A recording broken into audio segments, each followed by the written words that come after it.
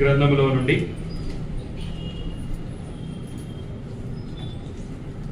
ప్రకటన గ్రంథము 2వ అధ్యాయము 20వ వచనాన్ని మనము చదువుకుందాం. అయినను నీ మీద తప్పు ఒకటి మోపవలసి ఉన్నది. ఏమనగా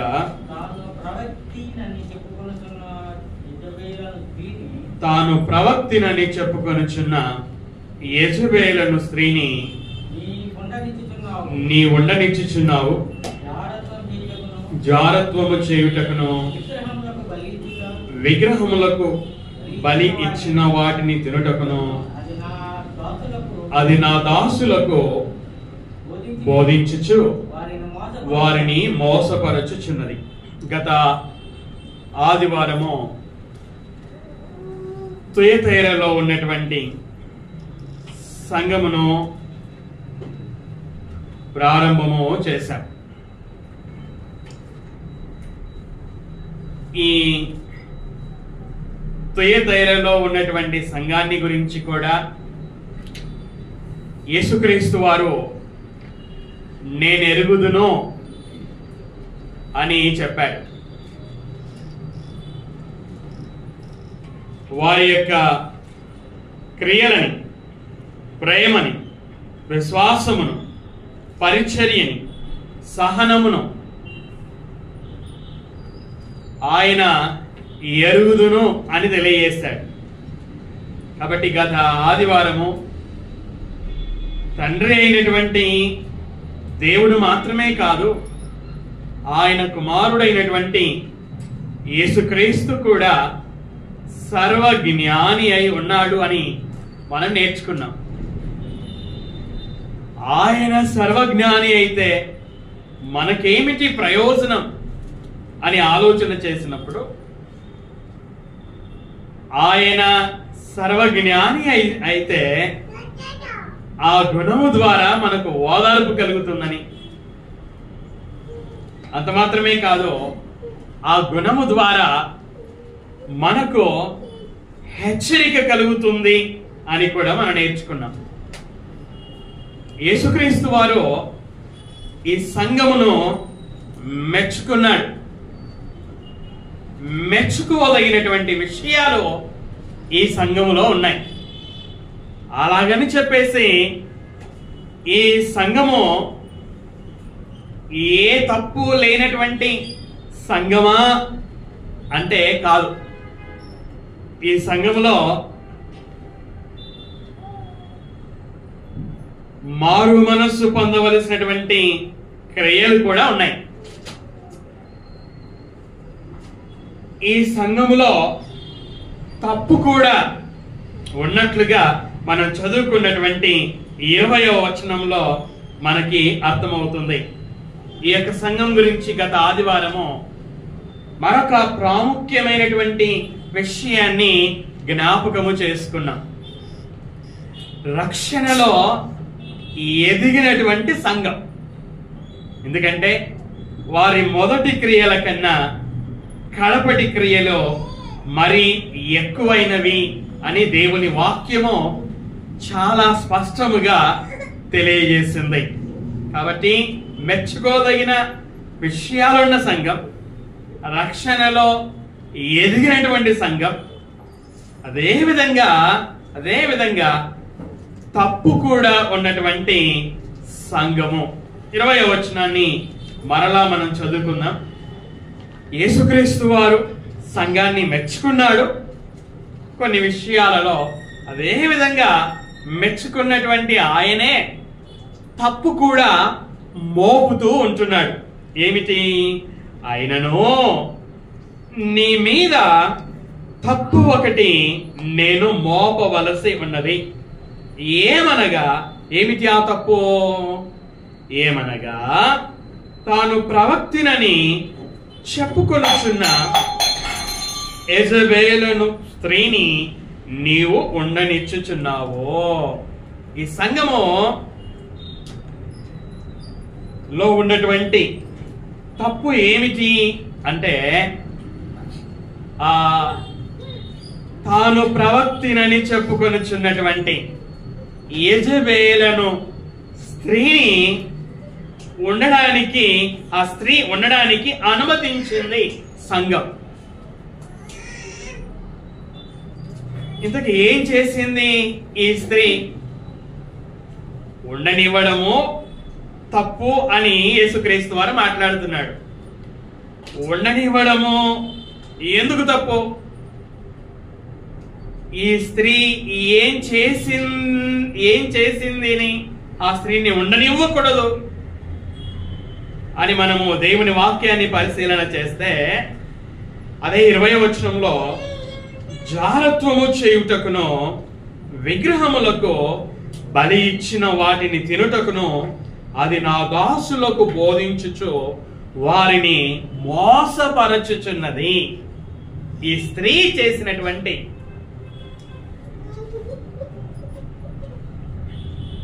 చేసినటువంటిది ఏమిటి అని మనము దేవుని వాక్యమును పరిశీలన చేస్తే, వాక్యము సెలవిస్తుంది మోసపరచుచున్నది. మోసపరచడం. ఎవరిని మోసపరుస్తుంది? యేసుక్రీస్తు యొక్క దాసులను మోసపరుస్తుంది అట. మోసపరచడం. క్రొత్త నిబంధనలో అనేక సార్లు మనము ఈ మోసపరచడాన్ని గురించి మనం చూస్తాం. చూడండి, మత్తయి సువార్త 24వ అధ్యాయము 4వ వచనంలో యేసుక్రీస్తు వారు ఆయన తన శిష్యులతో మాట్లాడుచూ ఉన్నటువంటి సందర్భం. ఆయన శిష్యులు ఆయనను ప్రశ్నించారు, ప్రభువా నువ్వు ఎప్పుడొస్తావు? నీ రాకడకు గుర్తులేంటి? ఈ యుగ సమాప్తికి గుర్తులేమిటి అని అడిగినప్పుడు యేసుక్రీస్తు వారు వారికి జవాబిస్తున్నటువంటి సందర్భం అది. చదవండి. యేసు వారితో ఇట్లా, నేను ఎవడును మిమ్మల్ని మోసపరచకుండా చూచుకొనడి. అనేకులు నా పేరట వచ్చి నేనే క్రీస్తునని చెప్పి పలువురిని మోసపరచెదరు. యేసుక్రీస్తు వారు బోధించడం ప్రారంభంలోనే ఈ మాట చెప్పేశాడు. ఏమని? ఎవడును మిమ్మల్ని మోసపరచకుండా చూచుకొనుడి. అనేకులు నా పేరట వస్తారు, నేనే క్రీస్తునని చెప్తారు, పలువురిని మోసపరుస్తారు. అదేవిధంగా అదే అధ్యాయం 11వ వచనంలో, అనేకులైన అబద్ధ ప్రవక్తలు వచ్చి పలువురిని మోసపరచెదరు. ఎవరు వస్తారట? అబద్ధ ప్రవక్తలు వస్తారు. వచ్చి వాళ్ళు ఏం చేస్తారు? పలువురిని, అంటే అనేక మందిని మోసపరుస్తారు. 24వ వచనం, అబద్ధపు క్రీస్తులను అబద్ధపు ప్రవక్తలను వచ్చి సాధ్యమైతే ఏర్పరచబడిన వారిని, అంటే విశ్వాసులైనటువంటి వారిని కూడా మోసపరచుటకై గొప్ప సూచక క్రియలను మహత్కార్యములను కనపరచెదరు. ఇక్కడ మనము అబద్ధపు ప్రవక్తలు, అబద్ధపు క్రైస్తులు వస్తారు, మోసం చేస్తారని, సాధ్యమైతే ఏర్పరచబడిన వారిని సహితం కూడా మోసం చేస్తారని యేసుక్రీస్తు వారు చెప్పడాన్ని మనం చూస్తూ ఉన్నాం. అదేవిధంగా పౌలు గారు తిమోతికి వ్రాసినటువంటి రెండవ పత్రిక 3వ అధ్యాయం 13వ వచనాన్ని మనం చదువుకున్నట్లయితే, అయితే దుర్జనులను వంచకులను ఇతరులను మోసపరచుచు తామును మోసపోవచ్చు. ఎవరు మోసపరుస్తారట? దుర్జనులు, చెడు జనులు, వంచకులు ఇతరులను మోసపరచుచు తామును మోసపోతారంట. అదేవిధంగా పౌలు గారు, అపోస్తలుడైన యోహాను గారు యోహాను గారు రాసినటువంటి మొదటి పత్రిక 2వ అధ్యాయము 26వ వచనాన్ని మనం చదువుకున్నట్లయితే, మిమ్మును మోసపరచు వారిని బట్టి, చాలండి, మిమ్మును మోసపరచు వారిని బట్టి. అపోస్తలుడైనటువంటి యోహాను గారు పత్రిక రాస్తూ ఏమని రాశాడు? విశ్వాసులారా, మిమ్మును మోసపరచు వారిని బట్టి. మనం పై వచనాలను మనం చదువుకుంటే యోహాను గారు క్రీస్తు విరోధులను గురించి మాట్లాడుతూ ఉన్నారు. అదేవిధంగా 3వ అధ్యాయం 7వ వచనంలో అదే పత్రిక 3వ అధ్యాయం 7వ వచనాన్ని చదువుకుంటే మోసపరచనీయకుడి అనే మాటను మనము చూస్తాం. ప్రకటన గ్రంథం 12వ అధ్యాయము 9వ వచనం. ప్రకటన గ్రంథము 12వ అధ్యాయము 9వ వచనం. కాగా సర్వలోకమును మోసపుచ్చుచు అపవాది అనియో సాతాననియో పేరుగల ఆది సర్పమైన ఆ మహాఘట సర్పము పడద్రోయబడెను. యేసుక్రీస్తు వారు శిష్యులకి జాగ్రత్త చెప్పారు. ఏంటి ఆ జాగ్రత్త? ఎవడో కూడా మిమ్మల్ని మోసపరచకుండా చూచుకొనుడి అని. తర్వాత మనం చూసిన వచనాలను చూస్తే ఎవరెవరు మోసపరుస్తారో చూసాం. ఇక్కడ ఈ ప్రకటన గ్రంథం 12వ అధ్యాయం 9వ వచనంలో ఎవరు మోసపరుస్తారట? అపవాది మోసపరుస్తాడట. ఎవరిని మోసపరుస్తాడట? సర్వలోకమును మోసపరుస్తాడట. సర్వలోక పరిస్థితి ఇప్పుడు ఇలాగనే ఉంది కదా. సర్వలోకం అంటే ప్రజలందరూ కూడా మోసపరచబడిన స్థితిలో ఉన్నట్లుగానే మనకు అనిపిస్తుంది. సాతాను సర్వలోకమును మోసపరచువాడై ఉన్నాడు. అలాగే వాని సంబంధులైనటువంటి అబద్ధపు క్రీస్తులు, అబద్ధ ప్రవక్తలు, క్రీస్తు విరోధులు, అలాగే వాని సంబంధులైన దుర్జనులను, వంచకులను, ప్రజలను మోసము చేయువారై ఉంటున్నారు.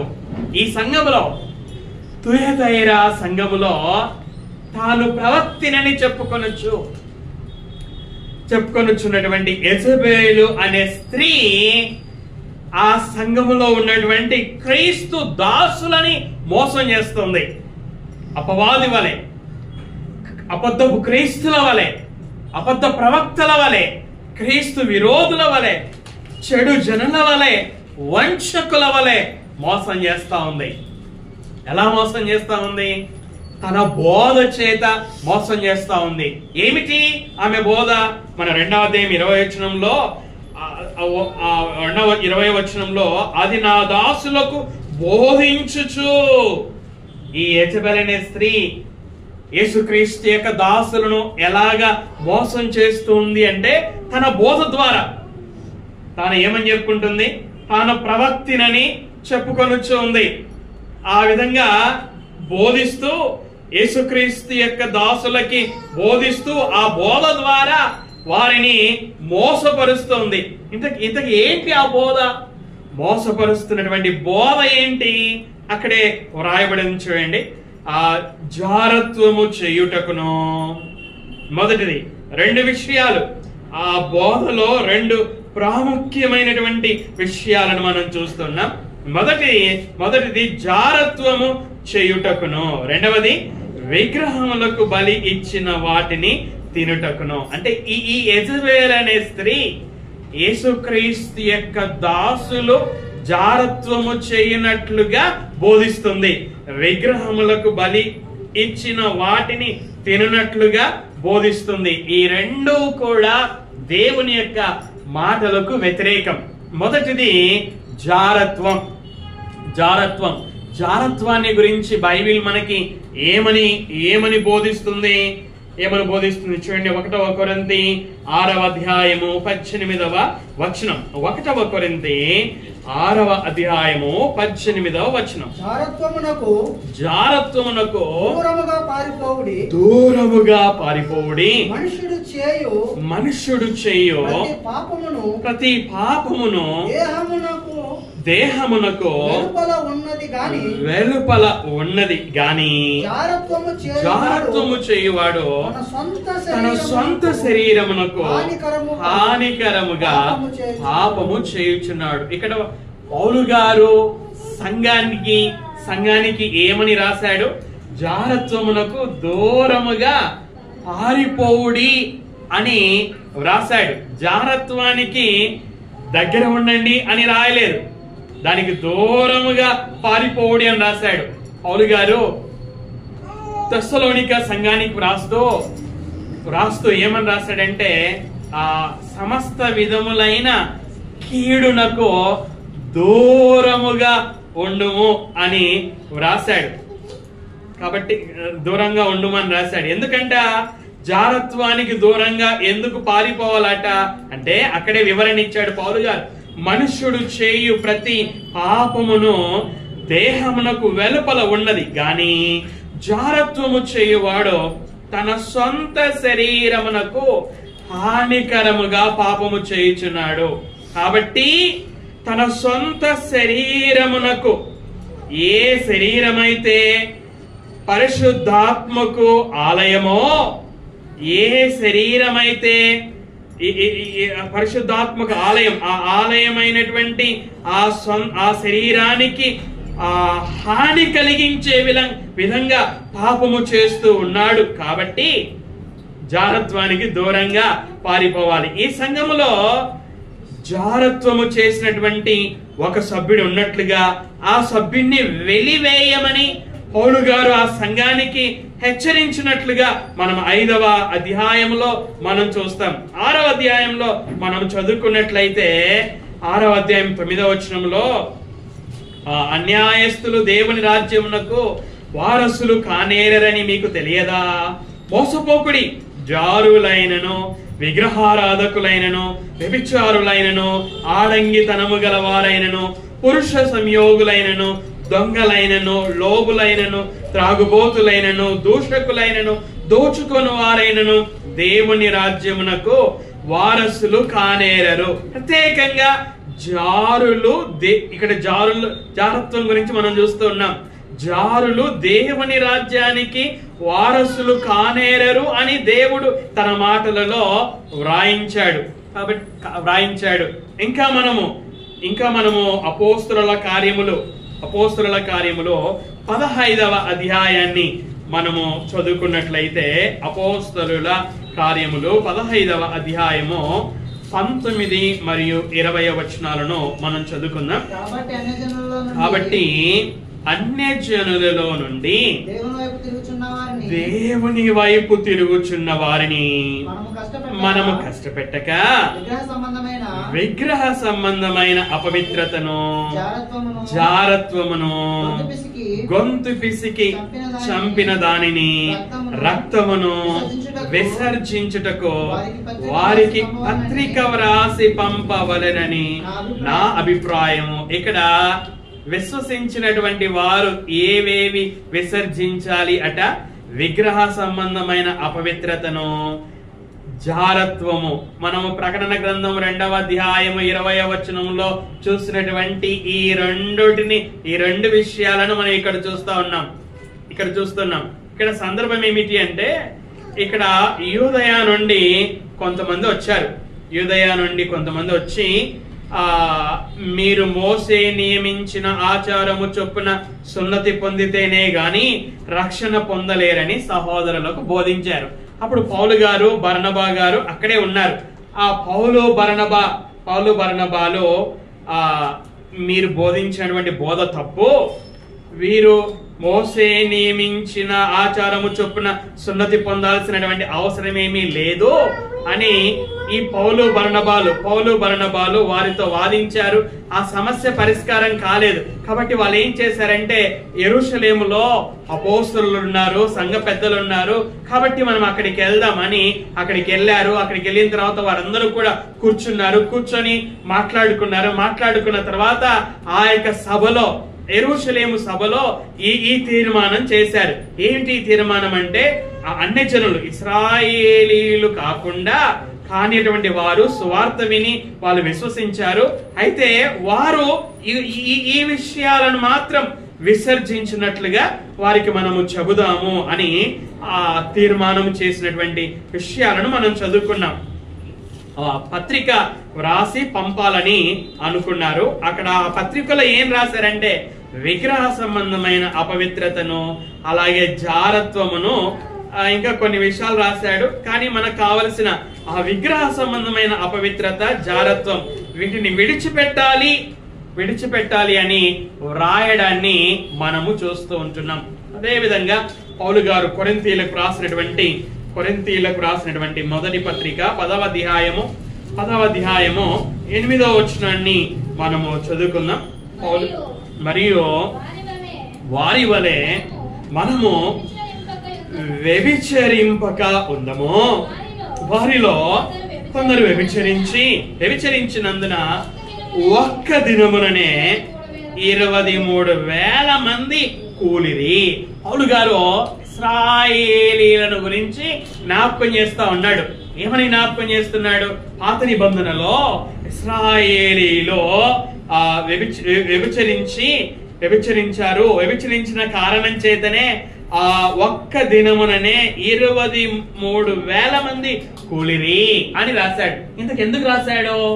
పాత నిబంధనలో కొన్ని వేల సంవత్సరాల క్రితం జరిగినటువంటి విషయాలని పౌలు గారు ఈ సంఘానికి ఎందుకు జ్ఞాపకం చేశారంటే, ఇదిగో వారు అలా చేసి ఒక్క రోజునే అలాగే చనిపోయారు. ఆ విషయాలను నేనెందుకు జ్ఞాపకం చేస్తున్నానంటే, మీరు వారిలాగే చేయొద్దండి, మీకు బుద్ధి కలగడానికి ఈ మాటలు రాస్తూ ఉన్నాను అని పౌలు గారు వ్రాయడాన్ని మనం చూస్తున్నాం. అయితే ఇక్కడ ప్రత్యేకంగా వ్యభిచారము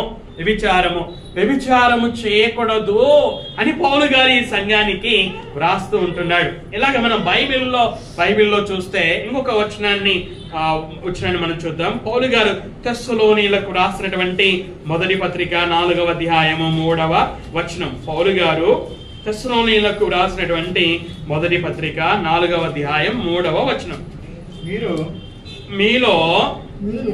మీరు పరిశుద్ధులగుటయే అనగా మీరు జారత్వమునకు దూరముగా ఉండుటయే దేవుని చిత్తం. దేవుని చిత్తం ఏమిటంట? పరిశుద్ధులగుటయే దేవుని చిత్తం. పరిశుద్ధులగుట అనగా ఏమిటి అంటే జారత్వమునకు దూరముగా ఉండడమే దేవుని యొక్క చిత్తము. ఇక్కడ చూడండి, పరిశుద్ధాత్ముడు ఎంత స్పష్టంగా జారత్వం గురించి వ్రాయించాడో. జారత్వానికి దూరంగా ఉండడమే దేవుని చిత్తం. ఇలాగ మనము బైబిల్ను చదివితే అనేక సందర్భాలలో దేవుడు జారత్వాన్ని విసర్జించమని, దూరముగా ఉండమని, అది విశ్వాసులకు తగదు అని హెచ్చరించినట్లుగా మనం చూస్తాం. అయితే దేవుడు ఏదైతే విసర్జించమన్నాడో, దేనికైతే దూరంగా ఉండమన్నాడో అది చేసేటట్లు యెజబెల్ అనే స్త్రీ ఆ సంఘానికి బోధించింది.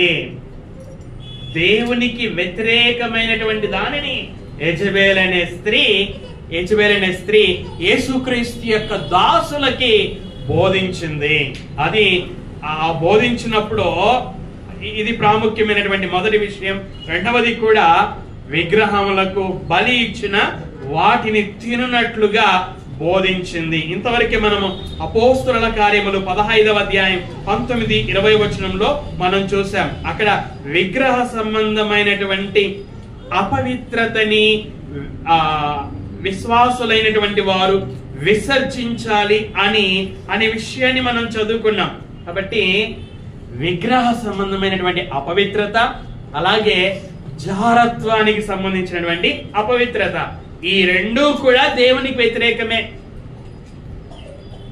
దేవునికి వ్యతిరేకమైనటువంటి ఈ పనులు చేసేటట్లుగా తాను ప్రవక్తినని చెప్పుకొనుచున్నటువంటి యెజబెల్ అనే స్త్రీ యేసుక్రీస్తు దాసులకు బోధిస్తూ వారిని మోసపరుస్తున్నప్పుడు ఏం చేయాలి? ఈ సంఘము దానికి ఒప్పుకోకూడదు. ఆ బోధను ఎదిరించాలి. ఆ బోధిస్తున్నటువంటి ఆ యెజబెల్ అనే స్త్రీని ఉండనివ్వకూడదు. ఆ స్త్రీని ఏం చేయాలి?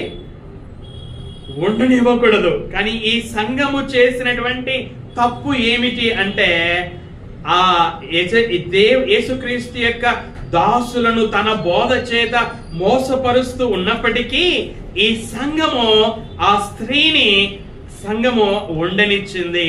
అది ఈ సంఘము చేసినటువంటి తప్పు. కొరింథీయులకు రాసినటువంటి మొదటి పత్రికలో ఇంతవరకు నేను జ్ఞాపకం చేశాను. ఆ పత్రికలో 5వ అధ్యాయంలో మనం ఏం చూస్తామనగా, ఆ సంఘములో ఒక వ్యక్తి జారుడుగా ఉన్నాడు. కాబట్టి పరిశుద్ధాత్ముడు పౌలు గారిని ప్రేరేపించి ఏమని వ్రాయించాడు? ఆ వ్యక్తి జారత్వము చేసినటువంటి వ్యక్తి సంఘములో ఉన్నప్పటికీ కూడా మీరు సిగ్గుపడవలసింది పోయి మీరెందుకు ఒప్పొంగుచున్నారు? ఆ వ్యక్తిని సంఘంలో నుండి బయటికి పంపించండి అని ఆ సంఘానికి పత్రిక రాయడాన్ని మనం చూస్తాం. అంటే ఆ సంఘం కూడా, ఈ సంఘం కూడా ఆ వ్యక్తిని ఉండనిచ్చినప్పుడు పౌలు గారు ఆ వ్యక్తిని సంఘంలో నుండి వెలివేయండి అని పత్రిక వ్రాయవలసి వచ్చింది. ఈ కొరింథీ సంఘం జారుడిని ఏ విధంగా ఉండనిచ్చిందో అదే విధంగా ఈ తుయతైరలో ఉన్నటువంటి సంఘము కూడా ఏం చేసింది?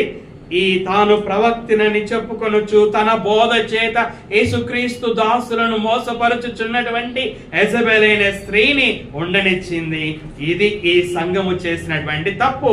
ఈ తప్పును యేసుక్రీస్తు వారు గుర్తించి ఆ తప్పును ఆ సంఘం మీద మోపుచున్నటువంటి సందర్భము మనం చదువుకున్నటువంటి ప్రకటన గ్రంథం 2వ అధ్యాయం 20వ వచనం. ఈ వచనము ద్వారా ప్రాముఖ్యమైన విషయాన్ని నేను మరలా జ్ఞాపకం చేస్తున్నాను. ఒక స్త్రీని మనం చూస్తూ ఉన్నాం. ఆ స్త్రీ పేరు యెజబెల్. ఈ స్త్రీ తాను ప్రవక్తనని చెప్పుకుంది. ఈ స్త్రీ ఎవరిని మోసం చేస్తుందంట? యేసుక్రీస్తు యొక్క దాసులను మోసం చేస్తుందంట. యేసుక్రీస్తు యొక్క రక్తము చేత కొనబడినటువంటి దాసులని మోసము చేసినటువంటి స్త్రీ యెజబెలు అనే పేరు మనం చూస్తానే పాత నిబంధనలో యెజబెలు అనే స్త్రీ మనకి జ్ఞాపకము రావాలి. పాత నిబంధన మనము చదువుకున్నట్లయితే పాత నిబంధనలో 1వ రాజుల గ్రంథం 16వ అధ్యాయము 31వ వచనాన్ని మనము చదువుకుందాం. చూడండి, పాత నిబంధన గ్రంథం 1వ రాజుల గ్రంథము 16వ అధ్యాయము 31వ వచనం. నెబాతు కుమారుడైన యెరోబాము జరిగించిన పాపక్రియలను అనుసరించి నడుచుకొనుట స్వల్ప సంగతి అనుకొని అతడు జాగ్రత్తగా చూడండి, అతడు సీదోనీయులకు రాజైన యెజ్బెలు కుమార్తె అయిన యెజబెలును వివాహము చేసుకొని బయలు దేవతను పూజించుచు వానికి మ్రొక్కుచు ఉండెను. ఈమె ఎవరి కుమార్తె? యెజబెల్ ఎవరి కుమార్తె అంట? యెజ్బెలు కుమార్తె అంట. ఈ యెజ్బెలు ఎవరు? సీదోనీయుల యొక్క రాజు. ఈ యొక్క యెజబెలును ఎవరు వివాహం చేసుకున్నారట? ఆహాబు వివాహం చేసుకున్నాడు. ఈ ఆహాబు ఎవరు అనగా ఇశ్రాయేలీల యొక్క రాజు. ఇశ్రాయేలీల రాజు అయినటువంటి ఆహాబు యెజ్బెలు కుమార్తె అయినటువంటి యెజబెలును వివాహము చేసుకున్నాడు. ఇక్కడ మనము యెజబెలు అనే స్త్రీని మనం చూస్తున్నాం. ఈ స్త్రీ బయలుదేవత. మనం ఇదే 31వ వచనంలో బయలుదేవతను పూజించుచు అనే మాటలను మనము ఇక్కడ చదువుకుంటున్నాం కదా. ఈ స్త్రీ బయలుదేవతను పూజించే ఈ పనులను చేసింది. మనం ఇంకా పాత నిబంధన చదువుకున్నట్లయితే ఇశ్రాయేలీలో దేవుడైనటువంటి యెహోవాను విడిచిపెట్టి బయలుదేవతను పూజించుటట్లుగా ప్రోత్సహించింది. ఈ స్త్రీ బయలుదేవతకి ఆ దేవాలయాలను కట్టించి, బలిపీఠాలను కట్టించి 450 మంది బయలు దేవతకు సంబంధించిన ప్రవక్తలకి సహకారమును అందించింది. మనము పాత నిబంధనలో మనము చూస్తే ఇవన్నీ కూడా మనకి అర్థమవుతాయి. అంత మాత్రమే కాదు, ప్రత్యేకంగా ఈ యెజబెలు దేవుని సేవకుడైనటువంటి ఏలియా గారిని చూడండి.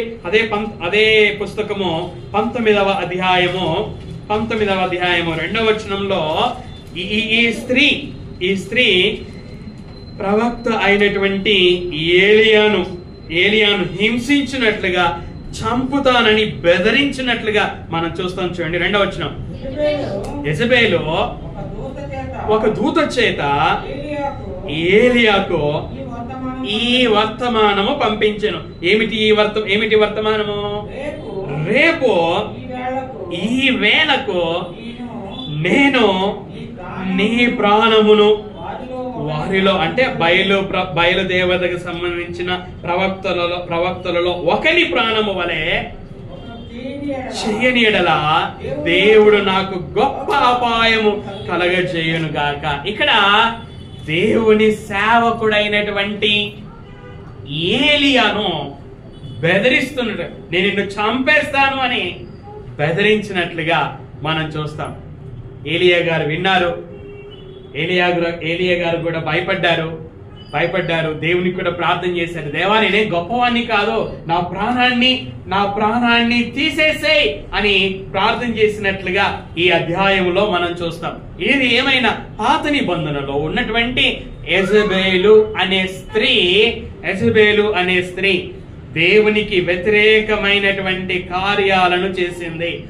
ఆయన సేవకుడైన ఏలియాను బెదిరించి చంపుతానని బెదిరించినట్లుగా మనము ఇప్పుడే చూస్తాం. అలాగే ఆ 21వ అధ్యాయం, అదే రాజుల గ్రంథం 21వ అధ్యాయము 3వ వచనాన్ని 3వ వచనం మనం చదువుకుంటే, అందుకు నాబోతు నా పిత్రార్జితమును నీకిచ్చుటకు నాకు ఎంత మాత్రమునో వల్ల పడదని చెప్పగా, ఇక్కడ సందర్భాన్ని నేను మీకు వివరిస్తాను.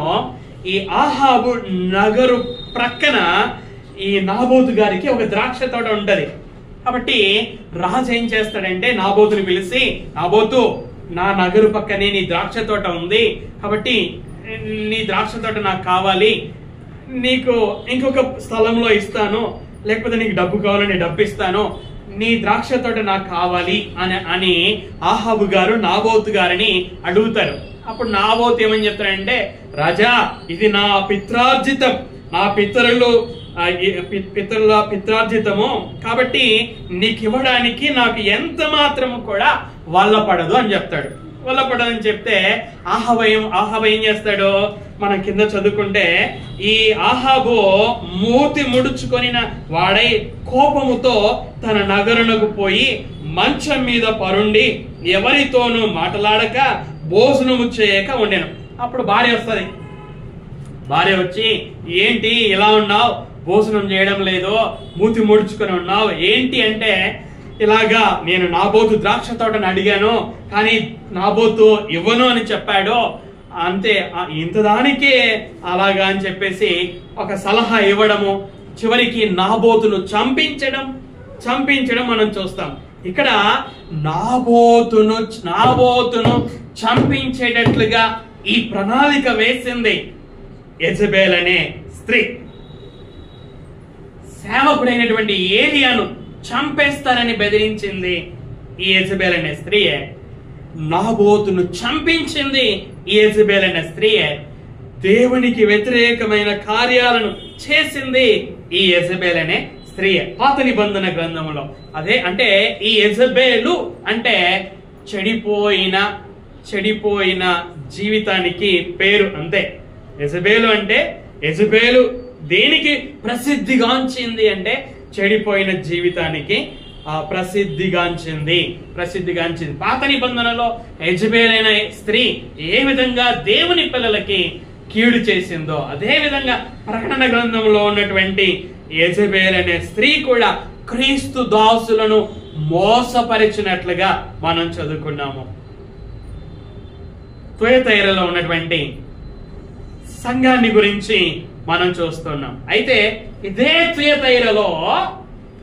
తుయతైర పట్టణంలో మరొక స్త్రీని మనము బైబిల్లో చూస్తాం. అపోస్తలుల కార్యములు 16వ అధ్యాయము, అపోస్తలుల కార్యములు 16వ అధ్యాయము 14వ వచనం. అపోస్తలుల కార్యములు 16వ అధ్యాయము 14వ వచనం. అప్పుడు లూదియా ఏను దైవ భక్తి గల ఒక స్త్రీ వినుచుండెను. ఆమె ఊదారంగు పొడిని అమ్మో తుయతైర పట్టణస్థురాలు. మనం ఏ సంఘాన్ని గురించి చూస్తున్నాం? తుయతైరలో ఉన్నటువంటి సంఘాన్ని గురించి మనం చూస్తున్నాం. ఆ సంఘములో యెజబెల్ అనే స్త్రీ యేసుక్రీస్తు దాసులను మోసపరిచినది తన బోధ చేత అని మనం జ్ఞాపకం చేసుకున్నాం.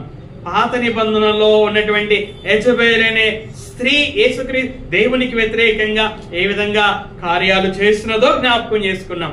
ఇప్పుడు ఇదే తుయతైర పట్టణంలో ఉన్నటువంటి లూదియా అనే ఈ స్త్రీ ఏ విధంగా జీవించిందో మనము చూస్తూ ఉంటున్నాం. ఇక్కడ ఈ స్త్రీ గురించి ఏమని రాయబడి ఉంది? ఆ ప్రభువు ఆమె హృదయము తెరచెను గనుక పౌలు చెప్పిన మాటల యందు లక్ష్యముంచెను. 15వ వచనం. ఆమె ఇంటి వారును బాప్తిస్మము పొందినప్పుడు పౌలు చెప్పిన మాటల యందు లక్ష్యముంచింది. దేవుని మాటలు పౌలు చెప్తున్నాడు. ఆ సమయంలో ఈ స్త్రీ లక్ష్యముంచింది. ఇది మనం నేర్చుకోవాల్సిన పాఠం. దేవుని మాటలు ఎవరు చెబుతూ ఉన్నా ఆ మాటలు మనుషులవు కావని, ఆ మాటలు దేవునివని లక్ష్యముంచవలసినటువంటి బాధ్యత వినుచున్నటువంటి వారి మీద ఉన్నది. వినుచున్న వారు తీసుకోవలసిన జాగ్రత్త ఇది.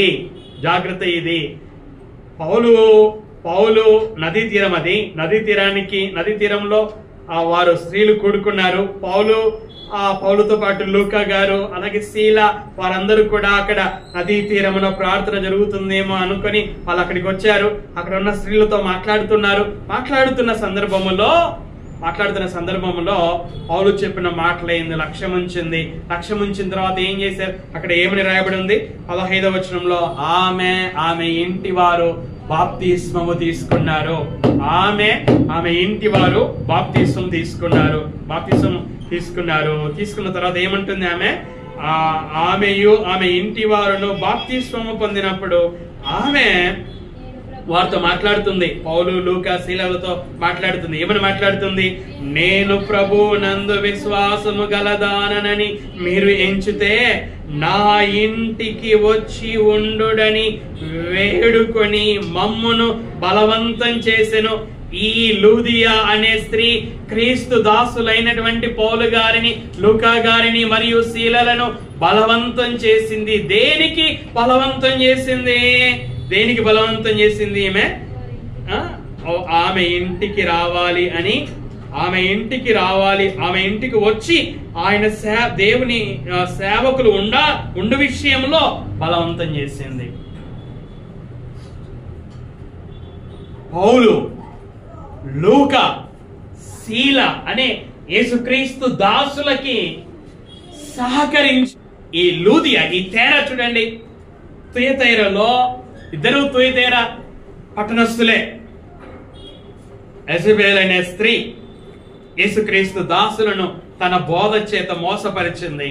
కానీ అదే పట్టణంలో ఉన్నటువంటి లూదియా యేసుక్రీస్తు యొక్క దాసులు ఆయన ఆమె ఇంటికి వచ్చి ఉండడానికి బతిమాలుకున్నట్లుగా మనం చూస్తున్నాం. ఒకరు యేసుక్రీస్తు దాసులను మోసం చేసిన స్త్రీ, మరొకరు యేసుక్రీస్తు దాసులకి సహకరించినటువంటి స్త్రీగా మనము చూస్తూ ఉంటున్నాం. అదేవిధంగా అపోస్తలుల కార్యములలోనే 5వ అధ్యాయం మనము చదువుకున్నట్లయితే సప్పీరా అనే స్త్రీని మనం చూస్తాం. ఈ స్త్రీ కూడా సంఘాన్ని మోసపరిచినటువంటి స్త్రీ. అబద్ధమాడి భర్తతో కలిసి అబద్ధం ఆడడంలో భర్తతో కలిసి ఏకీభవించి ఆ దేవుని సేవకుడైనటువంటి పేతురుతో అబద్ధమాడి, పరిశుద్ధాత్ముడికి వ్యతిరేకంగా అబద్ధమాడి సంఘానికి ఒక చెడ్డ పేరు తెచ్చినటువంటి స్త్రీ సపీరా.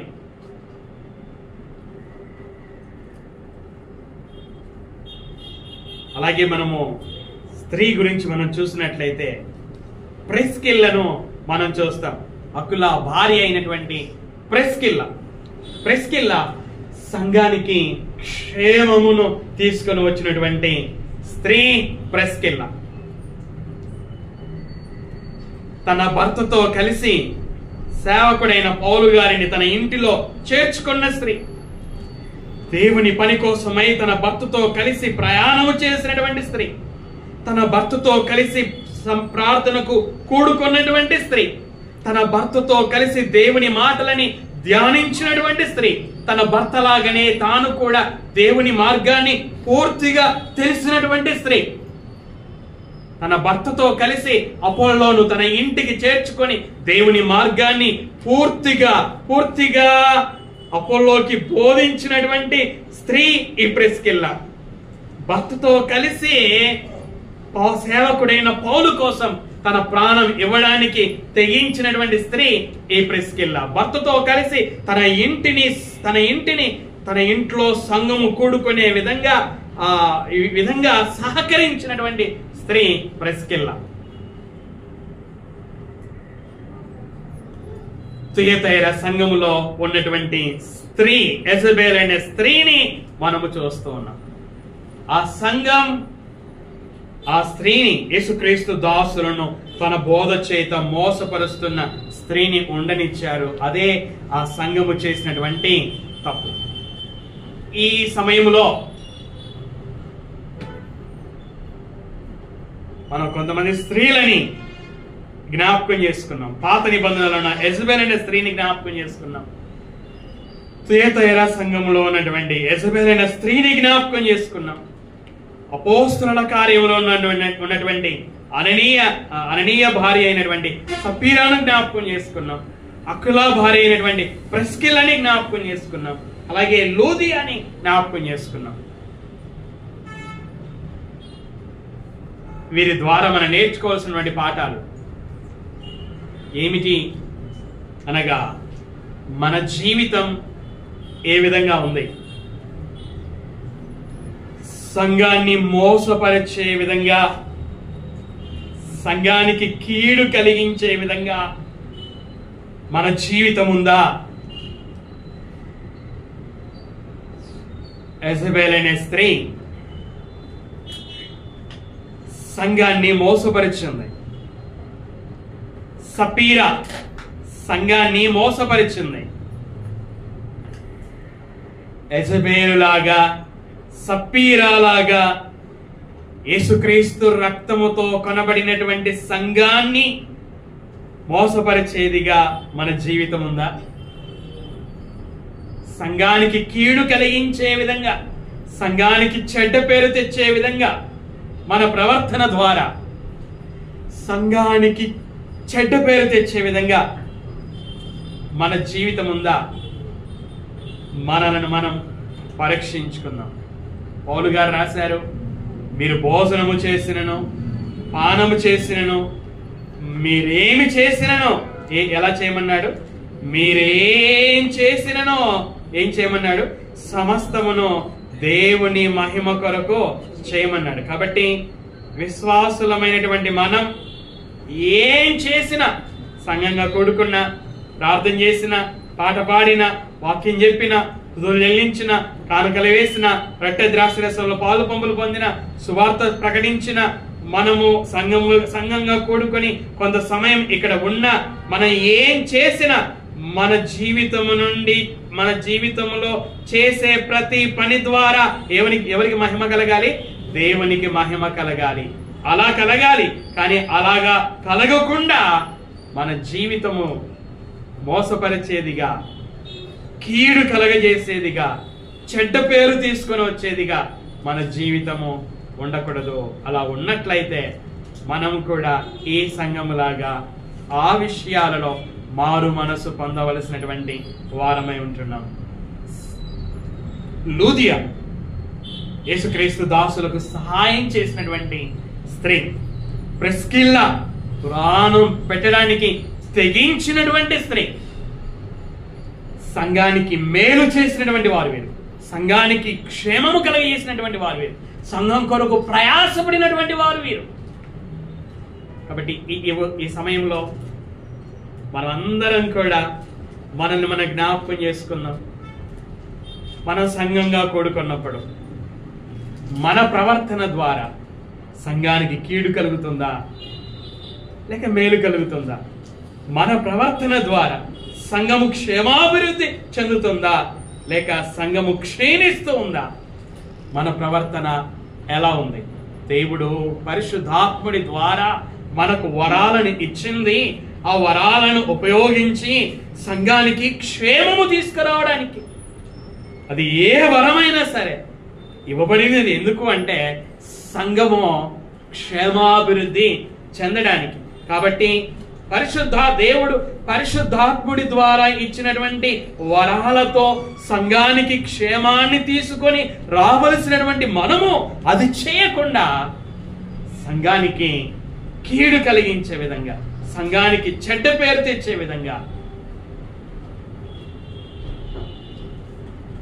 మనము జీవిస్తున్నట్లయితే దేవుని దృష్టిలో పూర్తిగా ఆయనకు మనం వ్యతిరేకంగా ఉన్నట్లు అర్థమవుతుంది. కాబట్టి మనల్ని మనం పరీక్షించుకుందాం. నా జీవితం సంఘాన్ని ప్రోత్సహించే విధంగా ఉందా? మాదిరికరంగా ఉందా? సంఘము ఆత్మ సంబంధంగా అంటే క్రీస్తు స్వరూపములోనికి మార్చబడేదిగా ఉందా? సంఘము సంఖ్యలో అభివృద్ధి చెందే విధంగా నా జీవితం ఉందా? లేకపోతే సంఘము నిరుత్సాహపడే విధంగా, సంఘము బలహీనపడే విధంగా నా జీవితం ఉందా అని మనల్ని మనము పరీక్షించుకోవలసినటువంటి వారమై ఉన్నాం. మనల్ని మనం పరీక్షించుకుందాం. దేవుని వాక్యము ద్వారా మన జీవితాన్ని సరి చేసుకుందాం. దేవుడు మాట్లాడుచున్నది మనం మన జీవితాన్ని సరి చేసుకోవాలని. కాబట్టి మనము చేసే ప్రతి పనిని కూడా మనం పరీక్షిద్దాం. నేను మరలా జ్ఞాపకం చేస్తున్నాను. మీరు భోజనం చేసినా, పానం చేసినా, మీరేం చేసినా, మీరు సంఘంగా కూడుకున్నా, మీరు ఏం చేసినా ఎలా చేయాలి? దేవుని మహిమార్థమై చేయాలి. కాబట్టి నేను చేస్తున్న పని ఒక సంఘ సభ్యురాలుగా నేను చేస్తున్నటువంటి పని దేవునికి మహిమ కలిగించే విధంగా ఉందా లేదా అని మనం పరీక్షించుకుందాం. ఉన్నట్లయితే దేవునికి స్తోత్రాలు, లేకపోయినట్లయితే మన జీవితాన్ని సరి చేసుకుందాం. దేవుడు ఆ విధంగా చేయుటకు సహాయమును చేయునుగాక. ప్రార్థన చేసుకుందాం. అందరూ కూడా మోకరిద్దాం. మోకరించుటకు వీలు ఉన్నటువంటి మనమందరం కూడా మోకరిద్దాం. తలలు వంచుకుందాం, కన్నులు మూసుకుందాం. ఒక క్షణం మనల్ని మనం పరీక్షించుకుందాం.